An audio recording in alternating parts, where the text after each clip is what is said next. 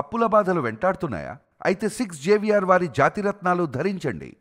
నమస్తే, welcome to మనం TV. ప్రస్తుతం మనతో పాటు ఉన్నారు మోటివేషనల్ స్పీకర్ మనోజ మేడం. సో మేడంతో మాట్లాడి చర్లపల్లిలో జరిగినటువంటి సంఘటన విషయం గురించి వివరాలు అడిగి తెలుసుకుందాం. నమస్తే మేడం.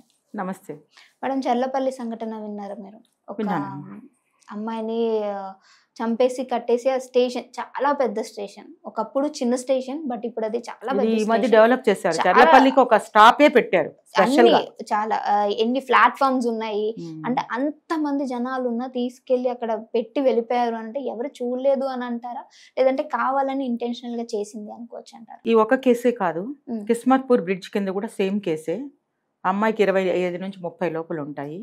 ఇంతవరకు ప్రైమరీగా అమ్మాయి మీద ఏమైనా అత్యాచారం జరిగిందా, అసలు ఎవరు అమ్మాయి అనేది ఐడెంటిఫై కాలేదు. చర్లపల్లి కేసు కూడా అంతే. ప్రైమరీగా ఏం చెప్పారంటే రిపోర్ట్ అయితే ఇలా దొరికింది అని మాత్రమే చెప్పారు. 2 చోట్ల కూడా ఇదే కేసులు. ఎందుకంటే ఆడపిల్ల ఇంట్లో పొద్దున పోతే సాయంత్రానికి ఇల్లు చేరాలి. ఎక్కడికి వెళ్ళినా కూడా, ఏ జాబ్ చేసినా కూడా. మరి సాయంత్రం పూట ఇల్లు చేరకపోతే తల్లిదండ్రులకు ఆదురుదా లేదా? పట్టించుకోవడం మానేశారా? ఎప్పుడో వస్తుంది అనుకుంటున్నారా? మరి ఇంతవరకు కంప్లైంట్ ఎందుకు రాలేదు పోలీసులకు అనేది మనకి $1 మిలియన్ క్వశ్చన్. ఇంకొకటి ఏంటంటే, ఈ అమ్మాయి ఇక్కడ అమ్మాయా లేకపోతే వేరే స్టేట్ అమ్మాయా? ఎవరైనా తీసుకొచ్చి ఆ అమ్మాయిని ఏమైనా అవసరాలకు వాడుకుని అలా పడేశారా, లేకపోతే డబ్బు దసుకొని దొంగతనం చేసేసి ఆ అమ్మాయి నుంచి ఆభరణాలు దోచుకుని అలా పడేశారా? ఒక అమ్మాయి మీద అయితే, ఒంటి మీద అయితే ఏ బట్టలు లేకుండా ఒక నగ్నంగా పడేసినటువంటి ఒక సన్నివేశం కిస్మత్పూర్ దగ్గర కనిపిస్తుంది.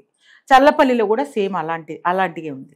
ఇప్పుడు వీళ్ళ మీద ఏమైనా దాడి జరిగిందో? దాడి జరగకుండా ఆడపిల్లను ఉత్తిగా చంపేసే వాళ్ళు ఎవరు ఉంటారు?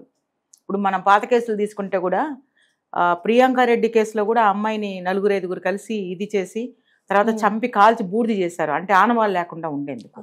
తర్వాత వాళ్ళకి డైరెక్ట్గా శిక్ష పడింది. షూట్ అండ్ సైట్ ఆర్డర్స్ తీసుకొని ఆ టైంలో ఉన్నటువంటి సార్ షూట్ చేసేసారు, అయిపోయింది. కానీ ఇప్పుడు ఈ అమ్మాయిలు ఎందుకు ఇలాగా ఇంట్లో నుంచి బయటికి వెళ్తే తల్లిదండ్రులు పట్టించుకోకపోవడం వల్ల వీళ్ళు ఎవరనేది మనకు తెలియట్లేదా? లేకపోతే పిల్లలు బయటికి వెళ్ళిన తర్వాత సాయంత్రం లోపల రాకపోతే తల్లిదండ్రులు ఏ యాక్షన్ తీసుకోవట్లేదా? ఉంటే ఉంటారు, పోతే పోయారు అనుకుంటున్నారా? లేకపోతే ఏదన్నా అబ్బాయితో కలిసి బయటకు వచ్చేస్తే వాడేమన్నా ఇలా అమ్మాయిని ఇలా వివస్త్రణ చేసి పడేశాడా, చంపేసి వివస్త్రణ చేసి పడేశాడా అనేటువంటిది మనకు తేలాల్సి ఉంది రిబ్కా.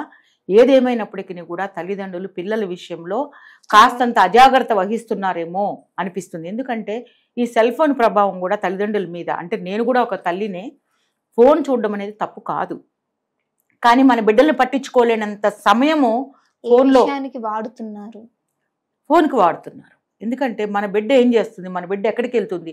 నేను 2 సంవత్సరాల నుంచి నేను ఈ వీడియోలు చేస్తున్నాను, ఛానల్స్లో మాట్లాడుతున్నాను రేపుగా. ప్రతిసారి నేను చెప్తున్నాను, బిడ్డల్ని కడుపులో పెట్టుకొని కాపాడుకోండి, మీ బిడ్డలు ఎక్కడికి పోతున్నారో గమనించండి. మళ్ళీ చెప్పాల్సి వస్తుంది నేను, ఎందుకంటే మీ బిడ్డలు ఏమైపోతున్నారు, ఒకరోజు రాకపోతే వాళ్ళ ఫోన్ ఏమవుతుంది, మీరు ఎవరికైనా కంప్లైంట్ ఇస్తున్నారా? ఇప్పుడు ఇట్లా శవం వచ్చి అనాథ శవాలని చెప్పి చూపిస్తున్నారు కదా, అలాంటప్పుడు ఏమైనా మీరు టీవీ చూసి స్పందించి మీరు తొందరగా రియాక్ట్ అవుతున్నారా?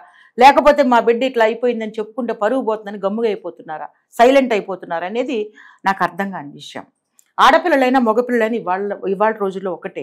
ఎందుకంటే మగపిల్లలకి కూడా రక్షణ లేదు నన్ను అడిగితే.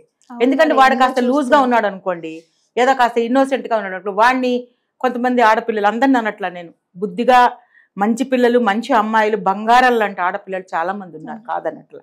కానీ కొన్ని దుష్ట ప్రభావం ఉండేటువంటి ఆడపిల్లలు కూడా మగపిల్లల్ని ట్రాప్ చేసి వాళ్ళ అవసరాలకు, అంటే డబ్బు దశకానికి వాడుకొని, సినిమాలకు షికార్లకు వాళ్ళతో తిరగడానికి వెళ్ళిన వాడుకొని పిచ్చివాళ్ళని చేసి వదిలేసేటువంటి పిల్లలు కూడా ఉన్నారు. అంటే రీసెంట్ గా కూడా చూసాం కదా మేడం, ఖమ్మం డిస్ట్రిక్ట్ అనుకుంటా, అవును, ప్రియుడితో కనిపించిందని ఆయిల్ వేడి నూనె పోసేసి చంపేశారు. అంటే మీకు ఈ మధ్య ఇంకొక కేసు కూడా ఖమ్మం, నాకు పేరు గుర్తులేదమ్మా, అమ్మాయి చనిపోయిందని చెప్పి అబ్బాయి కూడా చనిపోయినారు. అలాంటి వాళ్ళు కూడా. అంటే అక్కడ నాకేమనిపిస్తుంది అంటే, వాళ్ళిద్దరు అంటే మనం డైవర్ట్ కావట్లేదు, చెప్తున్నాను విషయం. అలా ఉండేటువంటి వాళ్ళకు కూడా నేను, అంటే అలా చనిపోయినందుకు నేను ఒప్పుకోను, కానీ అలాంటి ప్రేమలు ఇంకా బతికున్నాయి అని అంటే దానికి నేను హ్యాట్స్ ఆఫ్ అంటాను. అంటే అలాంటి ప్రేమలు ఉంటే మనం ఇలా మాట్లాడుకుంటాం, లేదు అని అంటే నిజమే కదా సంఘటన. కానీ అందుకని నేనేమంటానంటే, ఆడపిల్లలైనా మగపిల్లలైనా మనము తల్లులు అనేవాళ్ళు కష్టపడి కంటారు. వాళ్ళని 9 నెలలు మోస్తారు, వీళ్ళని 9 నెలలు మోస్తారు. వీళ్ళకేమి ఎగ్జామ్షన్స్ ఉండవు, వాళ్ళకేమి తేడా ఉండదు. ఇద్దరు ఒక్క 9 నెలలు అంటే 9 నెలలు ఉండి బయటకు వస్తారు. సో ఇద్దరు మన బిడ్డలే, ఆడపిల్లైనా మగ పిల్లడు మనం సమానంగా చూసుకోవాలి. ఆడపిల్ల బయటికి పోతే పోయిందిలే, దీనికి పెళ్లి చేయాల్సి వస్తుంది, ఎట్టన్నా పోని అని అనుకోవడానికి లేదు. ఎందుకంటే ఇవాళ రేపు ఆడపిల్లలే కొంచెం పవర్ఫుల్గా మంచిగా ఉంటున్నారు. అలానే మగపిల్లలు నేను తక్కువ అంచనా ఇట్లా వాళ్ళు కూడా. అయితే క్యారెక్టర్ పరంగా వచ్చేసరికి ఏమవుతుందంటే మగపిల్లలు ఆడపిల్లల యొక్క ఇదిలో పడిపోయి వీళ్ళు ఏదో మొత్తానికి వీళ్ళు ఒక దారి తప్పిపోవడం వల్ల అబ్బాయితో కొంచెం క్లోజ్గా మూవ్ అయ్యి తమని తాము వాళ్ళ దగ్గర అంటే ఫొటోస్ తీసుకొని వాళ్ళు మళ్ళీ దాన్ని తీసి బ్లాక్మెయిల్ చేయడం, ఇలా వాళ్ళని వాళ్ళు పట్టించుకుంటున్నారు. అలా కాకుండా వ్యక్తిత్వాన్ని కాపాడుకుని ఒక ఏజ్ ఒక జాబు వచ్చిన తర్వాత తమకు ఇష్టమైన వ్యక్తులు ఇష్టమైన నిజంగా అయితే ప్రేమ అనేది ఉండదు రేపుగా. ప్రేమ అంటే కేవలం బాధ్యతలు ఒకరినొకరు బాధ్యతలు తీసుకోవడమే ప్రేమ అనిపించుకుంటుంది. ప్రేమ అంటే అదే, దానికి ఏమి ఇంకా రూపు దానికి ఆకారం ఏమి ఉండదు. ప్రేమ అంటే ఏంటంటే ఒకరి బలహీనతలు ఒకరు క్షమించుకొని ఒకళ్ళ బాధ్యత ఒకళ్ళు తీసుకొని సంసారాన్ని కొనసాగిస్తే వాళ్ళిద్దరి మధ్య నిజంగా ప్రేమ ఉన్నట్టు లెక్క. నిజంగా ప్రేమ అంటే అట్రాక్షన్ చూసి ఇష్టపడి చెట్లమ్మడి పొట్లమ్మడి తిరగడం ప్రేమ అనిపించుకోదు. అయితే ఇవాళ రేపు పిల్లలు ఎలా ఉన్నారంటే ఎందుకు బయటకు వెళ్తున్నారో తెలియదు. ఇప్పుడు ఈ ఆడపిల్లలు ఎందుకు బయటకు వచ్చారో, ఎలా ఇరుక్కుపోయారు, ఎలా చనిపోయారు, ఎవరి చేతిలో చనిపోయారు అనేది ఇప్పుడు మళ్ళీ పోలీసులు దాన్ని ఇన్వెస్టిగేషన్ చేసి కానీ మనకి తేల్చలేరు. కాబట్టి తల్లిదండ్రులు అనేవాళ్ళు పిల్లల విషయంలో జాగ్రత్త వహించండి. మన బిడ్డలు మన ఆస్తులు. ఎందుకంటే ఎంతోమంది పిల్లలు లేక హాస్పిటల్ చుట్టూ గుళ్ళు గోపురాల చుట్టూ ఎక్కడెక్కడో పూజలు చేసి ఏది కనపడితే దానికి మొక్కి వాళ్ళు బిడ్డలు కావాలని ఏడుస్తున్నారు.